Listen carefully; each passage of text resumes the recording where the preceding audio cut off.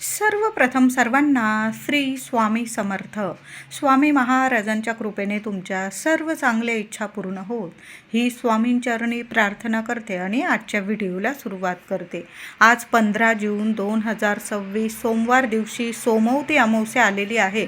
अधिक महिन्याची समाप्ती आणि सोमवती अमावस्या दोन्ही देवांची इतकी भरभरून सेवा आपल्याला करायची आहे. बघा, भगवान श्रीहरी विष्णूंची मूर्ती असेल, तुम्ही अभिषेक केलेलाच असेल तर एक का होईना तुळशीचं पान आज भगवान श्रीहरी विष्णूंना म्हणजे बाळकृष्णांना जरूर अर्पण करा. घरातली तुळस वगैरे तोडू नका, तुम्ही फुलवाल्या दादांकडून विकत आणली चालेल. तर एक का होईना तुळशीचं पान बाळकृष्णाच्या मूर्तीला, विठू माऊलीच्या मूर्तीला जरूर अर्पण करा. पिवळी फुलं अर्पण करा. माता लक्ष्मीची मूर्ती असेल, श्रीयंत्र असेल, कुंकुमार्चन आज देवी आईला, आपल्या कुलदेवीला जरूर करायचं आहे. ओम श्रीम नमः, ओम कुलदेवताय नमः 11 वेळा 21 वेळा आपल्या देवघरात महिलांनो या सेवा आज आवर्जून करा. जरी अमावस्या तिथी सकाळी 8:24 संपलेली असली तरी पण ही अमावस्या तिथी सूर्याने बघितलेली असल्यामुळे जी तिथी सूर्योदय बघत असते ती तिथी संपूर्ण दिवस रात्र मानली जाते. म्हणून आज दिवस रात्र ही अमावस्या तिथी असणार आहे. आज सोमवती अमावस्या आलेली आहे. तर सर्वांनी आपल्या देवघरात देवी लक्ष्मीची सेवा आवर्जून करायची आहे. महालक्ष्मी अष्टकाचा पाठ जेवढ्या वेळा पठण करता येईल जरूर पठण करा. कुंकुमार्चन करा. गोड खिरीचा नैवेद्य दाखवता आला जरूर दाखवा. नाही दाखवता आला खडी साखर, दूध साखर याचाही नैवेद्य तुम्ही दाखवू शकता. कुंडलीतील चंद्र मजबूत होणार आहे तुमचा. म्हणून आज सर्वांनी देवघरात देवांची सेवा करा. महिलांनो, एक अखंड दिवा देवघरात लावून ठेवायचा आहे. तुळशी मातेची सेवा करा. तुळशीला हळदी, कुंकू, फुलं, अक्षता वाहून तुपाचे दिवे दोन्ही वेळेला तुळशी समोर जरूर लावा. सकाळी तर तुमची सेवा झालेलीच असेल. संध्याकाळी आठवणीने प्रत्येक महिलेने आपल्या तुळशीजवळ एक गाईच्या तुपाचा दिवा जरूर लावा. मुख्य दाराशी सुद्धा एक चौमुखी दिवा लावता आला तर जरूर लावा. नाही तर एकमुखी दिवा माता लक्ष्मीच्या स्वागतासाठी जरूर लावा. माता लक्ष्मीला आज लाल फुलं मिळाली तुम्हाला तर आवर्जून गणपती बाप्पाला, महालक्ष्मीला लाल फुलं अर्पण करायचे आहे. आज अमावस्या आणि ती पण सोमवती अमावस्या. सर्वांनी तांब्या भरून पाणी घेऊन शिव मंदिरात जायचं आहे. सर्वांनी सेवा करा. दुधाने, पंचामृताने, ऊसाच्या रसाने, वेगवेगळ्या फळांच्या रसाने तुम्ही महादेवांच्या शिवपिंडीवर अभिषेक करू शकता. नाही जमलं साधं तांब्याभर पाणीसुद्धा महादेवांना भरभरून प्रसन्न आपण करू शकतो. म्हणून तांब्याभर पाण्याने, स्वच्छ पाण्याने देवांच्या शिवपिंडीवर अभिषेक करायचा आहे. सकाळी सेवा करा, दुपारी करा, संध्याकाळी करा, अगदी रात्रीच्या 9-10 वाजेपर्यंत सेवा केली चालेल. पण आवर्जून सेवा करायची आहे. जी व्यक्ती दिवसभरात 3-4 वेळा शिवदर्शन घेते ना त्या व्यक्तीला कुठलंच दुःख, दारिद्र्य तिच्या आयुष्यात येत नाही. त्या व्यक्तीला कायम तिच्या कामात प्रगतीचे मार्ग मिळत राहता आणि ती उच्च शिखर गाठू शकते. शिक्षण असो, नोकरी असो, तिचे सर्व स्वप्न महादेव पूर्ण करतात आणि कुठली बाधासुद्धा त्या व्यक्तीच्या केसाला सुद्धा धक्का लावू शकत नाही. आणि महादेवांची संपूर्ण शिव कुटुंबाची त्या व्यक्तीला भरभरून कृपा, आशीर्वाद मिळत राहते. म्हणून आज सगळ्यांनी शिवदर्शन मंदिरात जाऊन जरूर करा. घरात शिवपिंडी असेल, अभिषेक केलेलाच असेल माझ्या महिलांनी, दादांनी, मंदिरात सुद्धा मुलांना सुद्धा घेऊन जा. स्वच्छ पाण्याने, दुधाने, पंचामृताने असा अभिषेक करायचा आहे. पुन्हा स्वच्छ पाण्याने अभिषेक करा. चंदन, भस्म अर्पण करायचं आहे. बेल, फूल अर्पण करा. गोड नैवेद्य नेलेला असेल, दूध साखरेचा, वेगवेगळ्या फळांचा देवांना जरूर अर्पण करा. एखादं नारळ अर्पण करता आलं, आज सोमवार आहे, नारळ वगैरे फोडू नका. आपण अख्खं नारळ, एक श्रीफळ महादेवांच्या चरणी जरूर अर्पण करायचं आहे. एक दिवा महिलांनो, एक गाईच्या तुपाचा दिवा शिव मंदिरात एखाद्या कोपऱ्याला तुमच्या मनातील इच्छा बोलून आज जरूर लावून या. इतके सोन्यासारखे अनुभव येतील तुम्हाला की तुम्हाला काही मागायलाच उरणार नाही.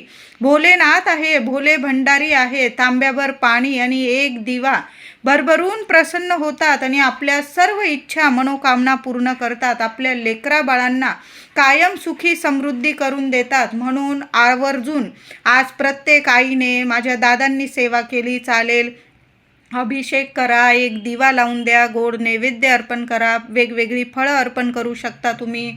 एखादं श्रीफळ जरी अर्पण केलं चालेल. कापूर आरती करता आली तर आवर्जून करा.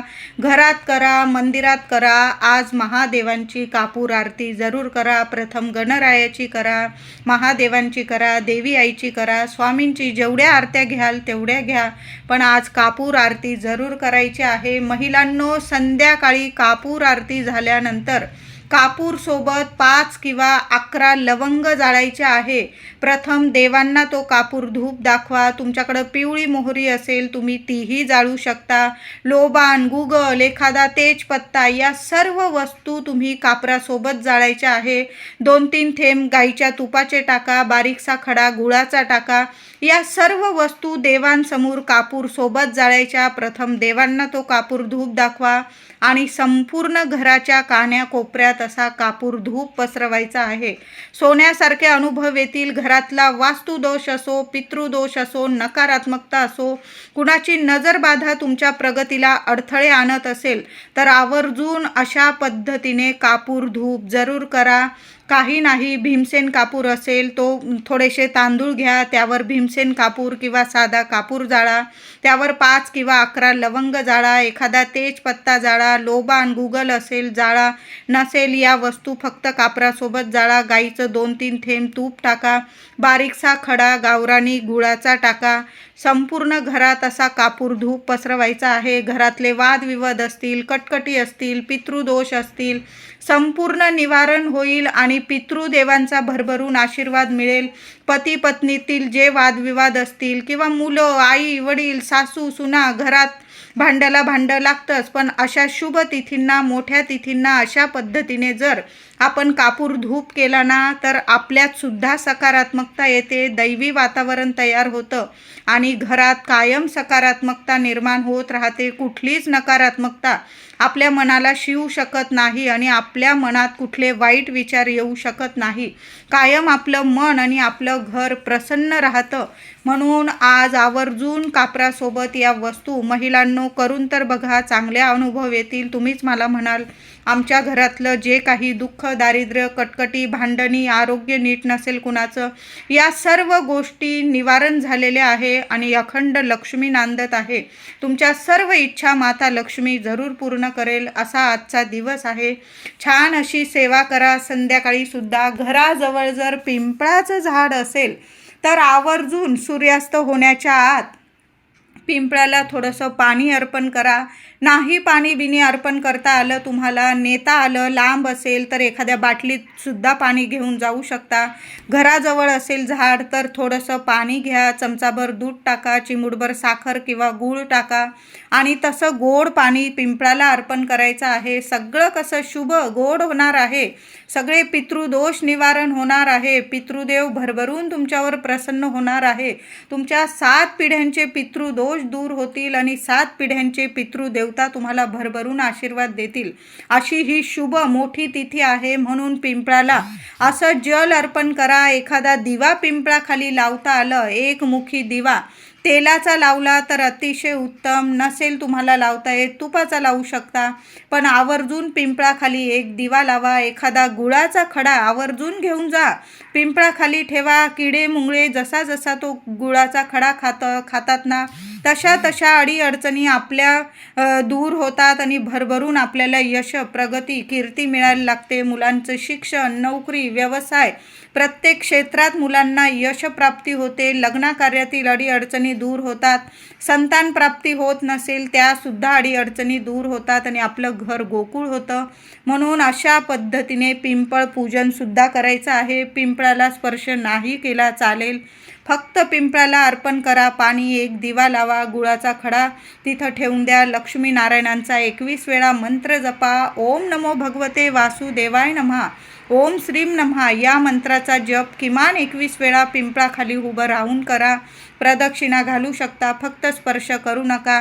नाही प्रदक्षिणा घालता आल्या तुम्हाला, फक्त ही सेवा जरी केली ना, आणि तिथून निघताना पितृदेवांना सुद्धा स्मरण करा. तुमच्या पितरांना नमस्कार करा. क्षमा याचना मागायची असेल, तुम्ही पिंपळाखाली उभं राहून आज सोमवती अमावस्येला जरूर पितरांची सुद्धा क्षमा याचना मागा. तुम्हाला जे बोलायचं असेल, प्रार्थना करायची असेल, आवर्जून करा. यामुळे सुद्धा पितृदेव खूप प्रसन्न होतात. आणि ज्या व्यक्तीला पितृदोषाचा ज्या अडीअडचणी असतात ना, त्या व्यक्तीने तर आवर्जून आज पिंपळ पूजन करा. भरभरून पितरांचे आशीर्वाद मिळतील तुम्हाला. ज्या व्यक्तीला पितरांचे आशीर्वाद मिळतात ना, त्या व्यक्तीला 9 ग्रहांची प्राप्ती होते. म्हणजे 9 ग्रह त्या व्यक्तीवर भरभरून प्रसन्न राहतात आणि त्या व्यक्तीला या जगात तरी कधीच कशाला कमी पडत नाही. अखंड लक्ष्मी त्या व्यक्तीच्या आयुष्यात घरात नांदत असते. म्हणून आज पिंपळ पूजन आवर्जून करा. 1 माळ ओम नमः शिवाय, ओम नमः शिवाय शिव मंदिरात करता आली जरूर करा.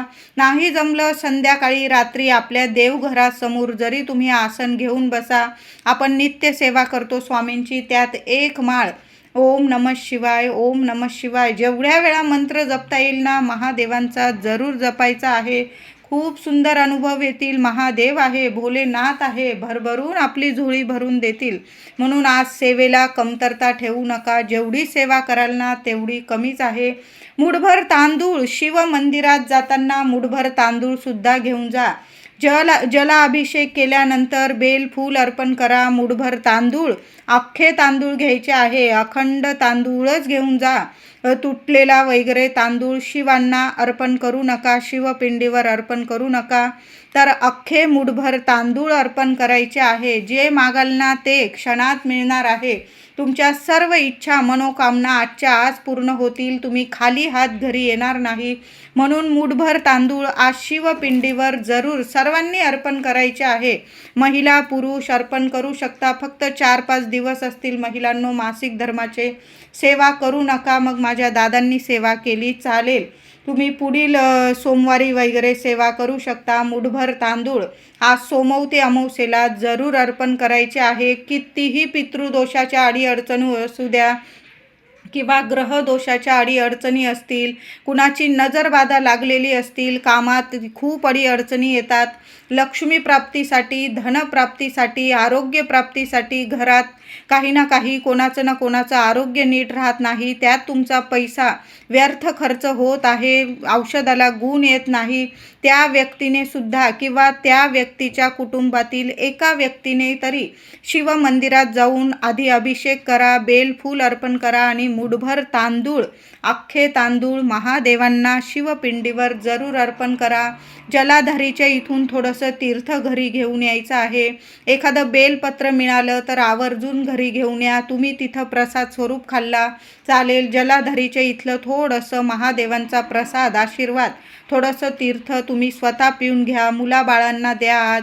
तरीही खूप सोन्यासारखे अनुभव येतील. मुलं चिडचिड करतात, मुलांचं आरोग्य नीट राहत नाही, कुणाची नजरबाधा लागते, शिक्षण नोकरीत मुलांचं मन लागत नाही, अभ्यास मुलं करत नाही, तर आवर्जून मुलांना असं तीर्थ दर सोमवारी जरी दिलं तरीही चालेल. दर सोमवारी ही सेवा करत जा. दर सोमवारी जरी तुम्ही मुठभर तांदूळ अर्पण केले, नाही जमलं पण आज सोमवती अमावस्येला तर आवर्जून ही सेवा करायची आहे. आणि जलाधारी येथील थोडंसं तीर्थ मुलांना पण द्या, तुम्ही पण प्या. एखादं बेलपान मुलांना सुद्धा तुम्ही प्रसाद स्वरूप खायला देऊ शकता. अशी सुंदर सोन्यासारखी सेवा आज सोमवती अमावस्येला आवर्जून सर्वांनी करा. गोमाता दिसली आज दिवस संपेपर्यंत, गोमाता दिसली अगदी रात्रीपर्यंत, तर गाईला आवर्जून पोटाला हात लावा. ते हे 30 कोटी देवी देवतांची भरभरून कृपा तुमच्यावर होणार आहे. अधिक महिन्यात कुठलं तुमच्याकडनं काही सेवा झालेली असो किंवा नसो, आज गाईला जरूर ताजी चपाती तूप गूळ लावून खाऊ घाला. एखादी पुरणाची पोळी असेल ती खाऊ घाला. चना डाळ गूळ, जरी थोडीशी चना डाळ भिजवून घेतली, गुळाचा खडा ठेवला, हा सुद्धा नैवेद्य गोमातेला खाऊ घातला ना तर खूप सुंदर अनुभव येतील. भरभरून 33 कोटी देवी देवतांचा आपल्याला आशीर्वाद मिळणार आहे. सेवा आजची चुकवू नका. जेवढी सेवा जमेल ना आवर्जून करा. व्हिडिओ आवडला असेल तुम्हाला तर लाईक करा, शेअर करा, चॅनलला नक्की सबस्क्राईब करा. धन्यवाद.